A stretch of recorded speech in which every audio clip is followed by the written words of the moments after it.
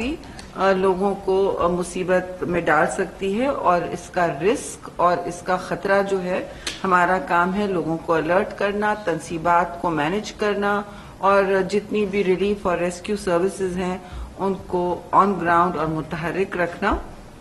تو جی اس کی میکسیمم اب سسٹینڈ ونڈ سپیڈ جو 4:30 بجے کا لاسٹ ہمارے پاس انفارمیشن ہے، یہ 150 سے لے کر 60 کلومیٹر پر آور پہ چل رہی ہے. کافی تیز ہے جی. یہ 180 کلومیٹرز ونڈ گسٹ ہیں، اس سے زیادہ ہیں. وہ جو آپ وائٹ ایریا دیکھتے ہیں ان ساری میپنگز میں، وہ زیادہ تر ونڈ سٹارم ہوتا ہے. ڈسٹرکٹ کراچی جو اس کا ڈسٹنس ہے اس وقت کراچی سے، وہ دور ہوتا جا رہا ہے، بالکل جیسے ہم نے کہا تھا. یہ ہارڈ رائٹ یعنی سیدھے ہاتھ پہ جب جائے گا ایسٹ کی طرف، نارتھ تو جا ہی رہا تھا، اب سیدھے ہاتھ کی نارتھ ایسٹ جائے گا، اور جتنا یہ ایسٹ جائے گا ظاہر ہے یہ پاکستان سے ہٹے گا. لیکن اس کی جو جسے کہتے ہیں نا کور جو گھوم رہا ہے، اور اس کے ارد گرد جو سرکل ہوتا ہے، وہ ضرور پاکستان میں آ ہی رہا ہے اور ہمارے ساحلی علاقوں کو زد میں لے چکا ہے. 370 کلومیٹرز ڈسٹنس فرام کراچی، لیکن کیٹی بندر سے کم ہو گیا ہے ڈسٹنس جو 290 کلومیٹر ہے. سو کراچی سے ڈسٹنس بڑھ گیا ہے، اور جو بارڈر پہ ہمارے سر کریک کی طرف علاقے ہیں اس سے نزدیک ہوتا چلا جا رہا ہے. اب یہ ڈائریکشن وہی ہے جو آپ سے صبح اور کل شیئر کی گئی تھی، نارتھ ایسٹ، جی sorry north and north east. And اس حوالے سے گسٹ ایٹ لینڈ فال کا ونڈ سپیڈ پہلے میں بتا دوں از 100 to 120 کلومیٹرز پر آور جس وقت اس کی امپیکٹ ہوگا، جس وقت اس کا ٹکراؤ ہوگا، لینڈ فال ہوگا. So that's 100 and 120 kilometers. People need to know this, especially the provinces جو ہمارے ساتھ مستقل رابطے میں ہیں. گسٹ ایٹ لینڈ فال 140، یہ علاقوں میں جو ابھی تصویریں کچھ تصاویر آ رہی ہیں 140 کلومیٹر پر، بہت سے آپ کو علاقوں کی ڈسٹرکٹس کی تصویریں آ رہی ہیں. ایک میڈیا میں عمر کوٹ کی بھی تصویر ہے، ڈسٹ اسٹارم کی زد میں ہے، اور ہر اعلی اہلکاروں نے بھی شیئر کی ہے. یہ پاکستان کی طرف 7 کلومیٹر پر آور کی سپیڈ پر ایڈوانس کر رہا ہے جی. پوری رات آپ اس کو دیکھ سکتے ہیں، اس کا پاتھ، اس کا ایکشن. اور پھر میں آپ کو بتاتی چلوں جو متاثر علاقے ہیں وہ ٹھٹا سب سے زیادہ، سجاول اور بدین ہے، یہ تین ان کے ساؤتھ کے حصے زیادہ متاثر ہوں گے جی. تھرپاکر بھی متاثر ہوگا کیونکہ یہ اب وہاں سے کٹتے ہوئے جائے گا، تو ابھی بھی وہ ہماری باؤنڈری میں فال کرے گا. تھرپاکر کے حوالے سے مطلب پاکستان کی باؤنڈری میں جتنا وہ ہٹا بھی لیں، ابھی ہم رائٹ پہ ایسٹ پہ یہ تھرپاکر کی طرف ہے اس وقت. میرپور خاص اینڈ عمر کوٹ کی آپ نے تصاویر دیکھی ہیں جہاں ہائی ونڈز ہیں 80 to 100 کلومیٹرز پر آور، اور گس جو زیادہ ہیں وہ 120 پر بھی ہو سکتے ہیں. تھنڈر سٹارم اور رین سٹارم دونوں متوقع ہیں، وقتاً فوقتاً ہوں یا مستقل ہوں. Again this is not a monsoon, لیکن یہ تھنڈر سٹارمز ہیں اور اس سے خاصا ڈیمیج ہو سکتا ہے. ملی میٹرز بھی بتائے گئے اس وقت، جو لاسٹ مجھے یاد ہے 110 ملی میٹرز کراچی کے لیے کہا گیا تھا، ویری کنزرویٹو ایسٹیمیٹ، اور 330 باقی ملی میٹر باقی ساحلی علاقوں کے لیے. اور اس کے اثرات پھر ہب اور لسبیلا میں ہوں گے. کراچی، حیدرآباد، ٹنڈو العیار، ٹنڈو محمد خان، سانگھڑ اور شہید بے نظیر آباد ہے یہ جی شہید جو اولڈ نواب شاہ، جہاں وینڈ 60 to 80 کلومیٹرز پر آور پہ ہو. ان علاقوں میں کراچی، حیدرآباد، ٹنڈو العیار، ٹنڈو محمد خان، سنگھر اور شہید بے نظیر آباد، یہاں بھی وینڈ ہائی ویلوسٹی پہ ہوگی، بٹ اتنی نہیں جتنے دوسرے علاقوں میں. اثرات پھر ہب اینڈ لسبیلا میں ہیں. بلوچستان سے تو یہ رائٹ سیدھے ہاتھ اور ایسٹ کا رخ لے چکا ہے. اب جو اس میں سی کی کنڈیشنز ہیں اس کے حوالے سے آپ کو بتا دیں گے.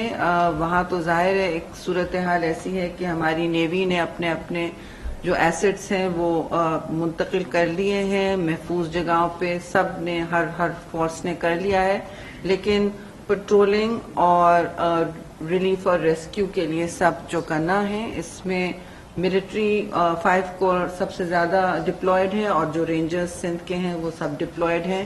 सिंध पुलिस भी फुली डिप्लॉयड है। इस वक्त इवैक्यूएशंस 4-5 रातों से चल रहे हैं जी, और इस वक्त जो कंबाइंड नंबर हमें आ रहा है 66,000 का है ऑफ पीपल इवैक्यूएटेड।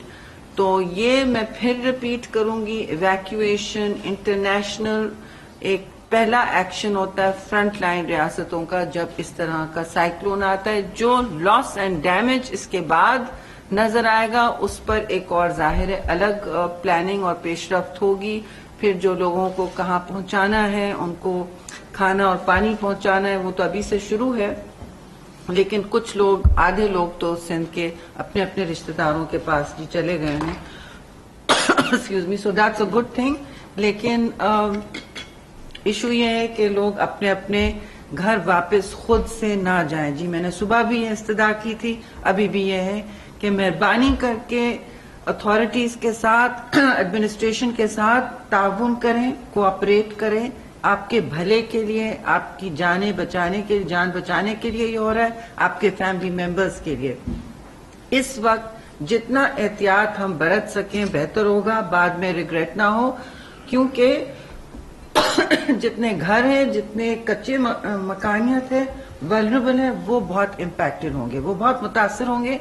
कुछ के शायद घर ना रहें, ऐसा हो सकता है। और मुझे अफसोस है जी कि ये सारे वो इलाके ज्यादा मुतासर हो रहे हैं जो पिछले सैलाब में 2022 का जो था मेगा फ्लड जो था उसमें मुतासर हुए थे। वही इलाके हैं जिनको अभी रिकवरी का वक्त नहीं मिला था। और मैं इंटरनेशनल मीडिया और फोरम्स पे जब बात करती हूँ, मैं इस बात की निशानदाही जरूर करती हूँ कि ये क्लाइमेट चेंज के शाखसाने हैं, यानी माहौलियाती असरात हैं। मौसमियात अलग बात है, मौसम तो आपके सामने है, लेकिन इसके पीछे माहौलियाती असरात होते हैं, ग्लोबल वार्मिंग होती है, इसके पीछे समंदर की गर्माइश होती है। जो इंडियन ओशन वैसे भी वार्म रहता है, इस वक्त वो ज्यादा है, और सी लेवल राइज, ये भी एक क्लाइमेट चेंज का एक डायरेक्ट इम्पैक्ट होता है जी। तो ये सारी चीजें जब कंबाइन होने लगती हैं तो आप वेदर इवेंट्स जिसे कहते हैं एक्सट्रीम वेदर, फिर इसकी फ्रीक्वेंसी, इसका आना, इसकी शिद्दत में आप देखते हैं कि एक अपवर्ड ट्रेजेक्ट्री एक देखते हैं कि ज्यादा हो रही हैं, और समंदर में भी आप एक्टिविटी देखते हैं। अब ये सूरत हाल है जी कि मैं आगे की बात नहीं करूंगी, लेकिन मानसून और इसमें हीट वेव भी इसके बाद मुल्क उसकी भी लपेट में आएगा, और ये भी क्लाइमेट चेंज के शाखसाने हैं। फिर मैं रिपीट करूंगी, पिछले 3 साल से पाकिस्तान के जो इस वक्त सिंध और बलूचिस्तान के इलाके हैं जी, वो सबसे गर्म इलाके होते हैं। We score the highest degree centigrade in the world, 53.7 degrees. मुझे नहीं पता और किसी मुल्क में ये टेम्परेचर रीच हुआ हो, पहुंचा हो, अगर है तो माई सिंपथीज। लेकिन इस वक्त कंसिस्टेंटली पाकिस्तान में हीट वेव हर समर बढ़ती जा रही है। मानसून एक्टिविटी तशवीशनाक और खतरनाक अक्सर होती जाती है, जैसे पिछले साल की फ्लडिंग हुई थी।